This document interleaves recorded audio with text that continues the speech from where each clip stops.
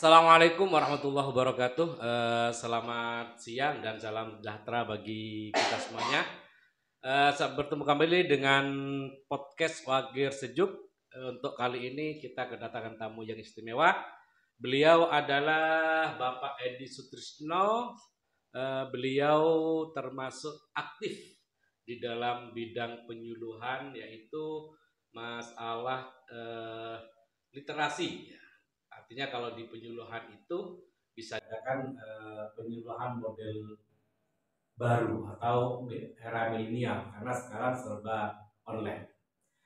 Selamat datang Pak Edi Sutrisno. Bagaimana kabarnya pada siang hari ini? Alhamdulillah kabar baik. Lama enggak ke studio podcast Pagi Sejuk ya? Iya, karena nggak ada undangan. Oh gitu ya.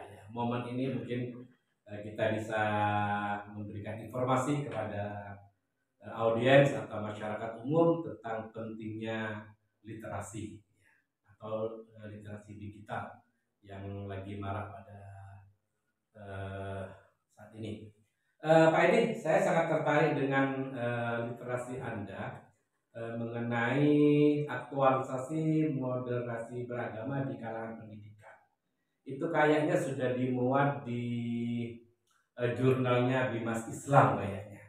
Padahal jurnal Bimas Islam ini adalah nasional, bahkan sudah terakreditasi Sinta 2 kayaknya kalau tidak salah. Yang melatar belakangi Anda itu apa sih? Kok tertarik sekali sering menulis jurnal? Bahkan kayaknya sudah puluhan jurnal ini. Monggo Pak ini. Iya, terima kasih. Saya sapa dulu pemirsa. Assalamualaikum warahmatullahi wabarakatuh. Waalaikumsalam. Baik, langsung pada pertanyaan. Awal mula saya menulis jurnal itu karena itu di tahun 2019 yang masih hangat di telinga kita, Ya. digaungkan oleh mantan Menteri Agama kita yang menggaungkan tentang moderasi. Oke. Dan saya mencoba menulis. Kalau nggak salah itu Pak Lukman Hakim ya. Pak Lukman Hakim. Saya mencoba menulis suatu artikel yang itu memang sebenarnya tidak mudah. Iya, betul sekali. Saya mencoba dan terus mencoba cari referensi di berbagai internet. Kemudian ketika saya dapat, kemudian saya susun skemanya.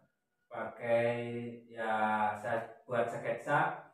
Kemudian setelah buat saya sketsa, mulai menulis di latar belakang itu. Kemudian setelah menulis di latar belakang, kemudian di pendahuluan, pembahasan, kemudian kesimpulan. Sebenarnya ada 3 komponen itu, isi daripada artikel itu, sehingga artikel itu dimuat di jurnal Bimas Islam. Yang bikin tertarik Anda itu loh. Yang bikin tertarik Anda nulis, padahal saya kira Anda sibuk sekali. Ya, apa?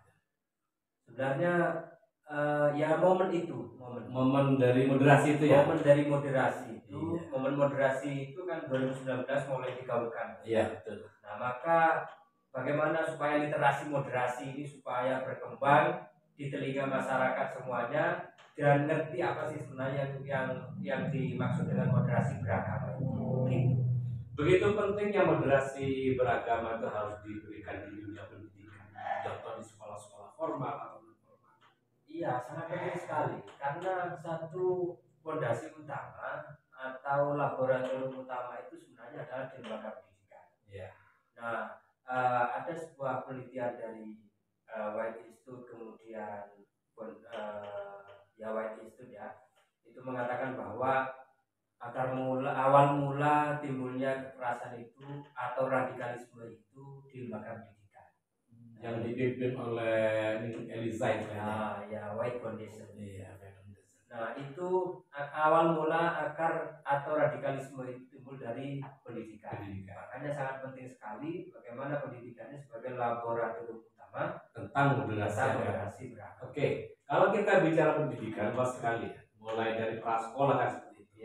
Mulai prasekolah yang terkenal dengan PAUD atau TK, nanti ke jenjang pendidikan dasar dan menengah dasar sampai ke perguruan tinggi. Nah, yang paling penting fondasi itu ada di mana?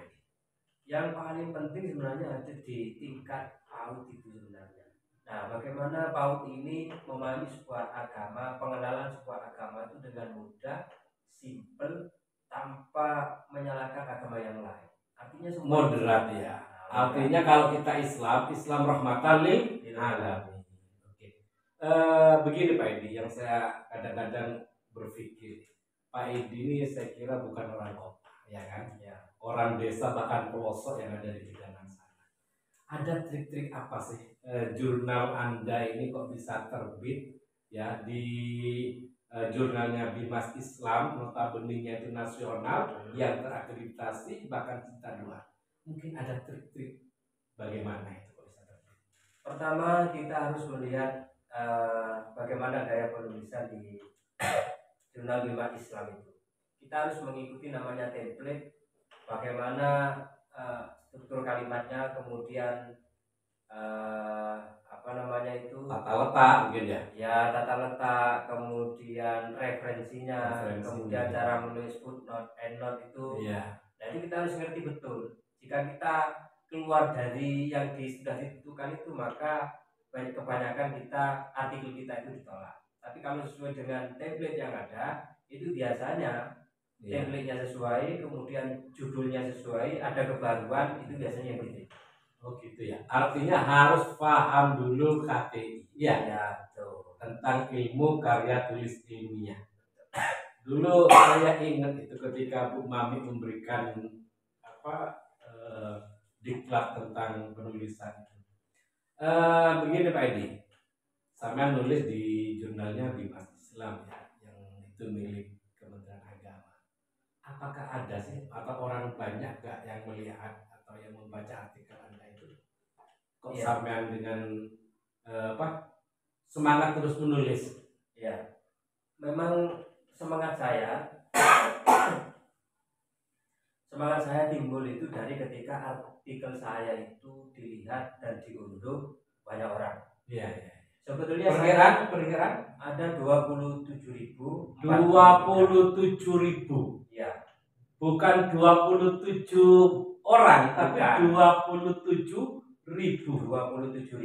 Subhanallah, luar biasa. Ya, saya sebenarnya apakah tulisan saya itu dilihat sebanyak itu? Ternyata setelah saya lihat memang betul. Makanya saya semangat menulisnya di situ. Ya, memang saya pernah sempat baca ya artikel Anda itu yang diterbitkan di Bimas Islam itu terkait dengan aktualisasi moderasi beragama di kalangan pendidikan. Memang bagus sekali. Yang saya gunakan itu referensinya yang memang sudah kekinian. Bahkan mohon maaf Pak Edi, sempat saya ambil buat referensi untuk menulis tentang penyuluh agama Islam sebagai agen perubahan moderasi beragama. Ya. Itu sebagian saya mengambil artikel itu. Ya. Begitu. Berarti ketika orang itu membaca, tentunya mendownload mungkin ya. Ya, betul. Mendownload jadikan referensi. Ya. Begitu banyak ilmu yang sangat tularkan kepada masyarakat bisa, terutama tentang aktualisasi moderasi drama di kalangan pendidikan. Ya. Bahkan di sekolah-sekolah itu kayaknya sudah banyak. Bahkan saya kemarin itu ngisi penguatan moderasi beragama di MTSN Sepanjang itu bersama guru-guru madrasah. Ya. Dan itu sudah mengenal tentang moderasi, mungkin bisa download punyanya Pak Edi. Ya. Memang yang download itu atau yang melihat banyak sekali, bukan hanya dari kalangan akademisi. Jadi ada orang menulis buku kemudian download atau mengutip punya saya itu pasti dan terekam. Termasuk salah satunya adalah Profesor Dr. Maskuri, salah satu rektor. Dokter kita. Jadi rektor Universitas Islam. Iya. Itu pernah menulis di artikelnya yang mengutip di tulisan. Sudah sama ya. Bagus. Hebat Pak Edi ini. Sahabat podcast sekalian, inilah sosok Pak Edi Sutrisno, penyuluh agama Islam Kabupaten Malang yang bertugas di KUA Gondanggi. Ternyata begitu hebatnya beliau ini adalah menulis artikel aktualisasi moderasi beragama di lembaga pendidikan, dan ini sudah 27.040 orang yang melihat dan mendownload. Bahkan ini kabar baiknya beliaunya Profesor Dr. Mas Puri ya selaku Rektor Unisma juga memakai referensi itu. Ini adalah sosok Pak Edi Sutrisno. Mungkin Pak Edi ada statement atau memberi semangat kepada pemirsa untuk kaitannya agar semangat menulis. Saya ingin menulis, tapi ya kadang-kadang itu kesulitan waktu. Monggo, akan ada statement apa Pak Edi? Iya, satu menulis itu memang pertama kan kemauan. Nah, bagaimana kemauan kita itu? Kemudian yang kedua, terkadang dalam menulis itu kita merasa jenuh, idenya hilang. Kita harus berhenti memang. Harus diteruskan besoknya. Nah, sambil mencari referensi, membaca-baca buku di jurnal nasional maupun internasional, ataupun yang bisa berbahasa Inggris pakai berbahasa Inggris. Nah, ketika kita baca, kita itu akan bisa tumbuh ide ketika banyak membaca. Betul. Kan baca itu bisa baca buku, bisa baca situasi dan alam. Iya, betul. Terakhir Pak Edi, Iya. pertanyaan saya ini. Pak Edi ini berapa jurnal yang sudah terbit? Bukan buku ya, buku juga banyak kan. Berapa jurnal yang sudah terbit di situs-situsnya yang punya jurnal selain di Dimas Islam? Ya, pertama awal kali memang jurnal Dimas Islam Kementerian Agama RI itu tahun 2019. Nah, itu yang pertama. Kemudian yang kedua, saya mencoba lagi menulis di jurnal namanya Lembaga Harapan Bajul Mati sebagai role model kerukunan umat beragama di Lintas Selatan. Nah, itu terbit di jurnal Dialog Kementerian Agama RI. Itu juga ya terakreditasi SINTA 2 juga. Kemudian di jurnal internasional ada itu jurnal Jawab namanya. Jadi di situ penulisnya ada dari Cina, ada dari Malaysia. Internasional. Jurnal internasional. Itu judulnya adalah Peran Muslimah dalam Moderasi Beragama di Era Digital. Itu terjemahan dari bahasa Inggrisnya. Nah, itu yang jurnal internasional. Penulisnya juga dari berbagai macam negara termasuk Indonesia saya sendiri. Terus kayaknya ada jurnal Anda itu yang berbahasa asing, bahasa Inggris. Ya, itu jurnal apa itu dan terbit di mana? Nah, ada lagi jurnal di Metro, IAIN Metro, Sumatera. Ya, Sumatera, Lampung. Oh, Lampung. Nah, masuk Sumatera. Ya, banyak Sumatera ya. Nah, jurnal itu adalah jurnal berbahasa Inggris. Jadi penulisnya ada satu saya sendiri, kemudian yang kedua Ahmad Fanani, Pak Kasih kita. Kemudian yang ketiga adalah Pak Marsidi. Oh, nyumbang dikit itu ya. Iya. Itu pemirsa pengalaman dan trik-trik dari sosok Pak Edi Sutrisno yang sudah banyak terbit literasinya di jurnal-jurnal baik lokal maupun nasional serta internasional. Mudah-mudahan pemirsa Wagil Sejuk terinspirasi sehingga Pak punya semangat atau punya wiro untuk menulis karena menulis itu adalah hal yang bisa kita sampaikan kepada orang, kita bisa berdakwah dengan tulisan itu. Mungkin itu dari kami, mungkin Pak Edi pamit dulu ke pemirsa. Ya, sekian dari saya. Teruslah membaca dan teruslah menulis karena suatu saat nanti yang dikenang adalah dari tulisan kita. Ya, terima kasih. Assalamualaikum warahmatullahi wabarakatuh. Waalaikumsalam warahmatullahi wabarakatuh.